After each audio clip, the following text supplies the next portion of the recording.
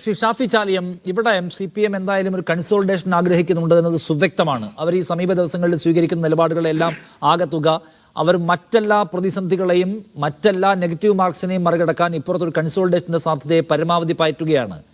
അത് വർക്ക് ചെയ്യുമെന്ന് CPM ആലോചിക്കുന്നതിൽ ഒരു സാങ്കേതിക പ്രശ്നം കാണുന്നുണ്ടോ? ഒരു ലോജിക്കൽ പ്രശ്നം കാണുന്നുണ്ടോ?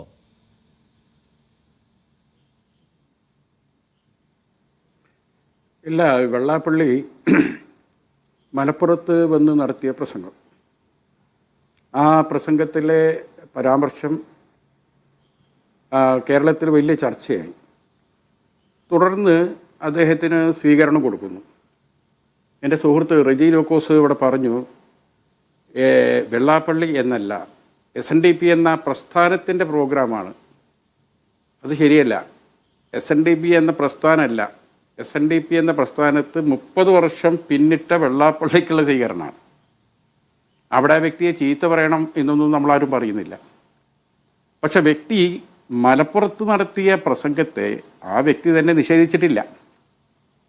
ആ പ്രസംഗത്തെയാണ് ബഹുമാനപ്പെട്ട പിണറായി വിജയൻ, നമ്മുടെ സംസ്ഥാനത്തിൻ്റെ മുഖ്യമന്ത്രി, അതിനെ വൈറ്റ് വാഷ് ചെയ്തു. എന്താണ് വെള്ളാപ്പള്ളി പറഞ്ഞതെന്നുള്ളത് ഞാൻ ആവർത്തിക്കണ്ടല്ലോ. വേറെ ഒരു രാജ്യത്ത് ചെന്ന പോലെ വീർപ്പ് മുട്ടി ജീവിക്കുകയാണ് ഇവിടെ മലപ്പുറം ജില്ലയിൽ ഈഴവർ. ഇതിന് മുഖ്യമന്ത്രി പറഞ്ഞത് മുസ്ലിങ്ങൾക്കെതിരെ ഒന്നും പറഞ്ഞിട്ടില്ല, ജില്ലക്കെതിരെ പറഞ്ഞിട്ടില്ല. മുസ്ലിം ലീഗ് എന്ന രാഷ്ട്രീയ പാർട്ടിയെക്കുറിച്ച് പറഞ്ഞാൽ അതെങ്ങനെ ഒരു സമുദായത്തിനും ജില്ലക്കെതിരെയാവും? വെള്ളാപ്പള്ളിയുടെ ആ പരാമർശത്തിൽ മുസ്ലിം ലീഗേ ഇല്ല. വേറൊരു രാജ്യം എന്ന് പറഞ്ഞാൽ മലപ്പുറമാണ്. ആ മലപ്പുറത്ത് പാലോളി മുഹമ്മദ് കുട്ടിയും സൈതാലിക്കുട്ടി അടക്കമുള്ളവരൊക്കെ ജീവിക്കുന്ന മലപ്പുറത്തെക്കുറിച്ചാണ് പറഞ്ഞത്. വേറെ ഏതോ രാജ്യത്ത് വന്നതുപോലെ ഈ സ്റ്റേറ്റിലെ ഒരു ജില്ലയെക്കുറിച്ച്. പിന്നെ വീർപ്പ് മുട്ടുന്നു, ആരാൽ വീർപ്പ് മുട്ടുന്നു, ആരെക്കൊണ്ട് വീർപ്പ് മുട്ടുന്നു, വളരെ കൃത്യമല്ലേ. തുടർന്ന് അങ്ങോട്ട് അദ്ദേഹം മുസ്ലിം സ്ത്രീകൾ പ്രസവിച്ചു കൂട്ടുന്നു, അതുകൊണ്ട് ഈഴവ സ്ത്രീകൾ കൂടുതൽ പ്രസവിക്കണം.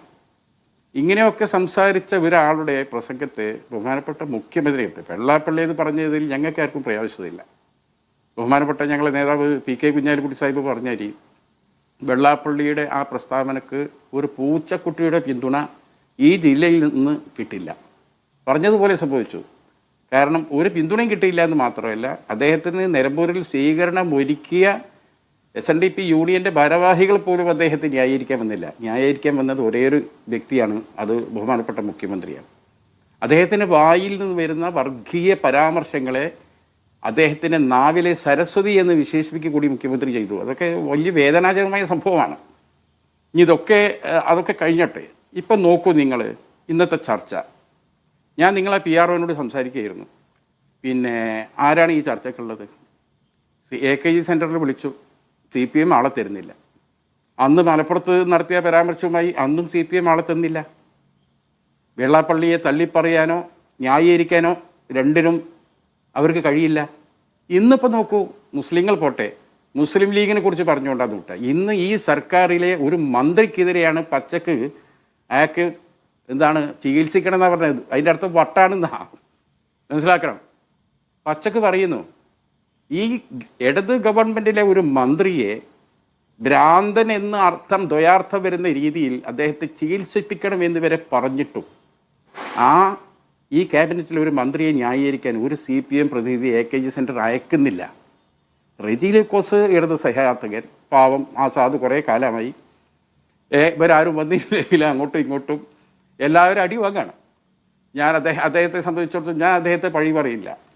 കാരണം അദ്ദേഹത്തിൻ്റെ സംസാരം, അദ്ദേഹത്തിൻ്റെ സ്റ്റേറ്റ്മെൻറ്റ്, അത് വെച്ച് CPMനെ നമുക്ക് ഓഡിറ്റ് ചെയ്യാൻ കഴിയില്ല, മനസ്സിലാക്കണം.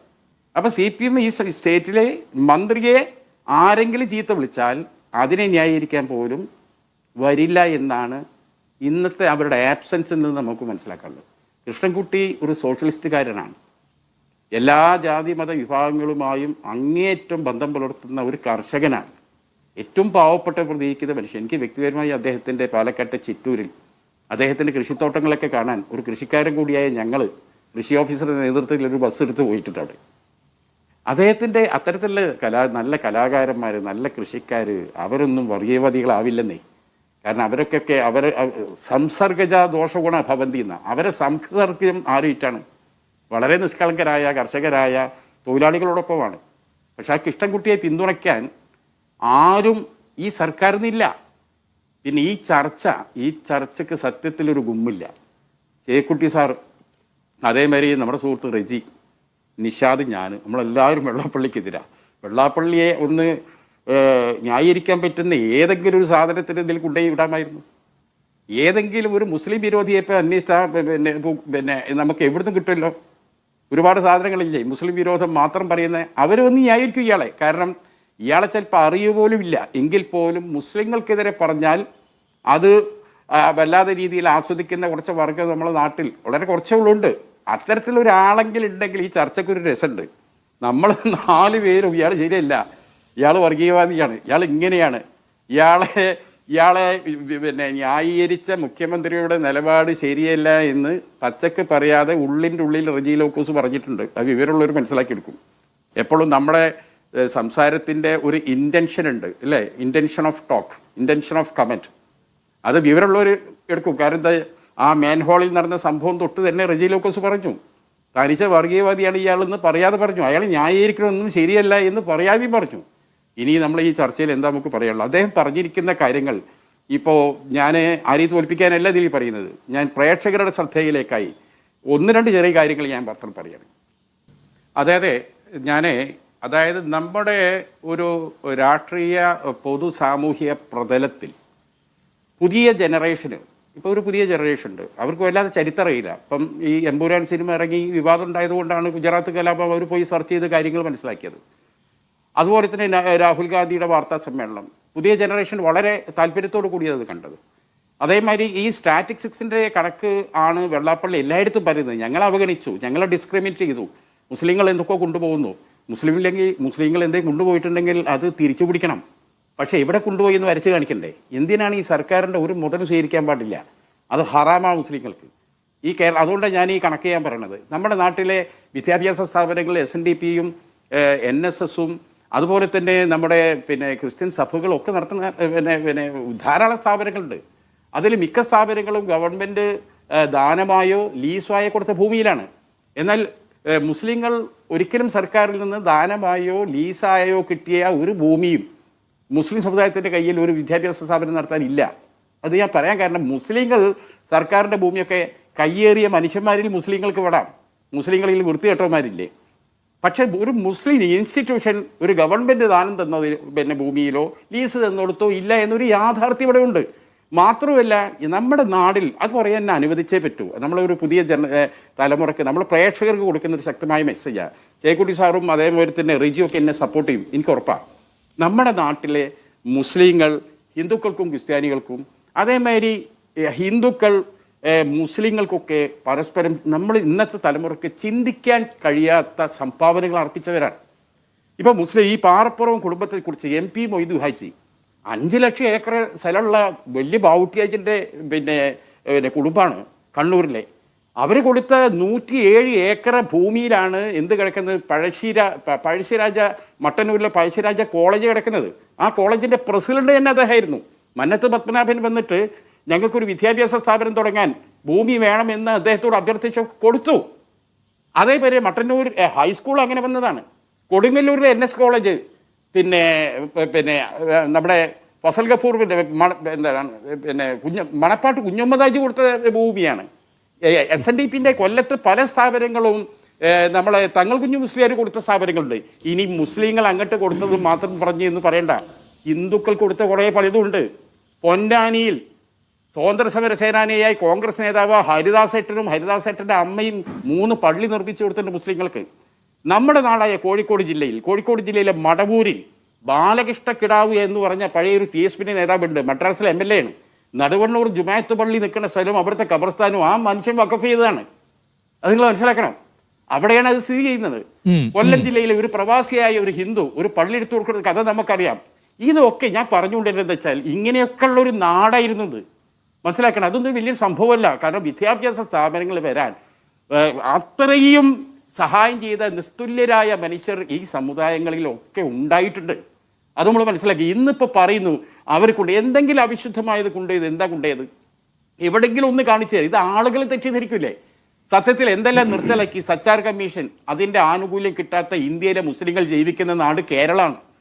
BJP ഭരിക്കുന്ന സ്റ്റേറ്റിൽ പോലും അനുഭവിക്കുന്നു. സാമ്പത്തിക സംവരണം BJP ഗവൺമെൻറ് നടപ്പാക്കുന്നു. കേന്ദ്ര സർക്കാർ കൊണ്ടുവരുന്ന സാമ്പത്തിക സംവരണം BJP ഭരിക്കുന്ന സർക്കാരുകൾ നടപ്പാക്കുന്നതിന് മുമ്പ് ആദ്യമായി നടപ്പാക്കുന്നത് എവിടുന്നാണ്? കേരളമാണ്. ഈ സാമ്പത്തിക സംവരണം നടപ്പാക്കുന്നത് വഴി ഏറ്റവും വലിയ മൈനസ് ഷോട്ട് ഉണ്ടായതായിരിക്കാം മുസ്ലിങ്ങൾക്ക്. എന്നാൽ ഇവർ പറയുന്ന ഒരു ചർച്ചയിൽ BJPൻ്റെ പ്രതിനിധി പറയുക ഈ ഇവിടുത്തെ സംവരണത്തിൽ 40% മുസ്ലിം അടിച്ചുകൊണ്ട് പോകുന്നു. ഇത് കേട്ട് പിന്നെ അവതാരകന്മാർ എന്ത് ചെയ്യാനും മിണ്ടാതിരിക്കുകയാണ്. ഒരു കള്ള കണക്കാ പറയുന്നത്. 12% താഴെയുള്ള ഒരു സംവരണം അനുഭവിക്കുന്നിടത്ത് 40 അനുഭവിക്കുന്നുണ്ട് എന്ന് പറയുമ്പോൾ അവിടെ തിരുത്താൻ തയ്യാറാകണ്ടേ? ഇവിടെ 12% മുസ്ലിം സംവരണം, അതിൽ തന്നെ വികലാംഗർക്ക് അവർക്ക് ഇവർക്കൊക്കെ എങ്ങനെ സംവരണം പ്രഖ്യാപിക്കുമ്പോൾ എന്ത് സംഭവിക്കുന്നു?